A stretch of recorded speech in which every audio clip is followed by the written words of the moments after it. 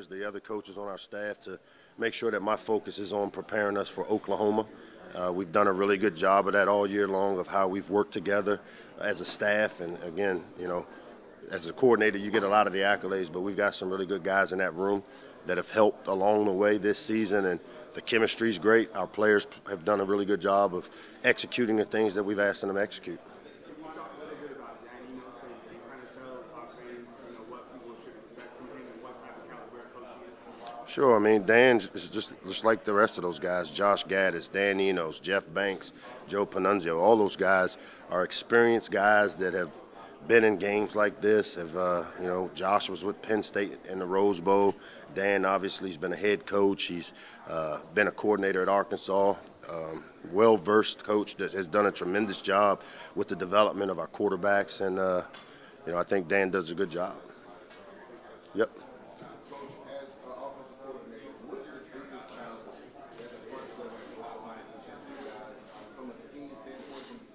Right. I think the big thing is that they will outnumber the box. I mean, as you said, they have a 4-down front. They operate out of an odd front where they have the 2 outside backers down at the line of scrimmage. For us, we've got to have a really good plan that if they try to outnumber the box, of still trying to find a way to establish our ability to run the football. They play the run really well. They have the last few games. If you watch them, they've been very opportunistic on the defensive side of the ball in terms of making plays when they've needed those plays to be made. And I've been really impressed with how they've played the last few games. So let's go back a little bit last year. Let's talk about the play. You may not know the terminology, with Tua in high school, we call it the vibe. Looks off the safety, comes back over the football field. We had just got sacked coming in. Next play comes in. What was your mind, coach's mind, and everybody just saying, hey, let's go back and play overtime?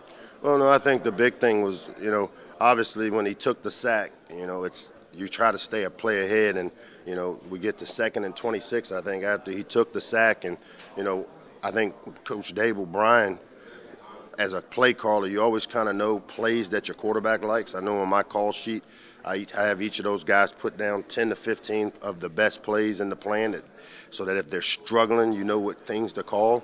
And he's always been a big Seattle fan, Tua has, and as you said, he did a tremendous job in the cover 2 look of baiting the safety with the inside number 3 guy coming down the chute, and then made a great throw, on the line throw to Smitty there to win the game. Wasn't surprising because we've seen the kid do it in practice, and he was able to execute it at a big moment for us. First 5 games, you guys averaged 15 points. I think the big thing is the players, man. We got some really good players. Part of my challenge as a coordinator is making sure that people have to defend everyone. When they know you have a number 1 guy, they can roll coverage to him, and typically that takes that guy away. Well, we've tried all year long to make sure that we have plays in the plan that defend, where they have to defend every guy. They got to defend the tight ends. They've got to defend our running backs, whether it's in a running game or passing game. And they've done a really good job for the most part of the execution. And that's what I've been most proud about, is these guys have executed the game plan to our liking.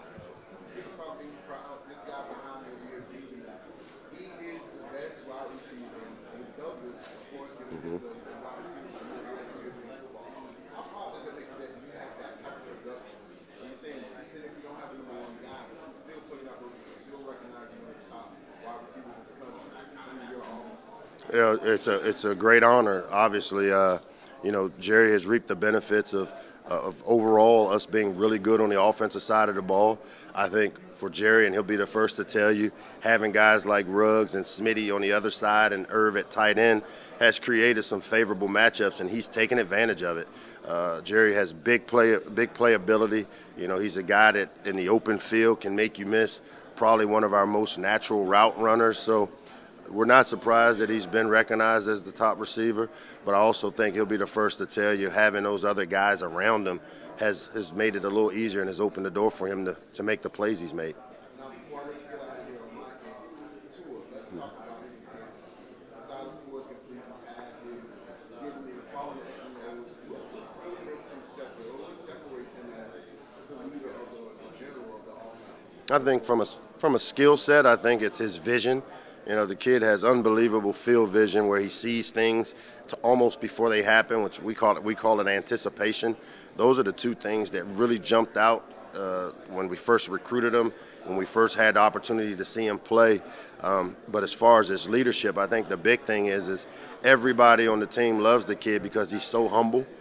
He's the first guy to deflect any praise that he gets as the quarterback to his teammates, and you know that's the type of leadership you want out of your quarterback.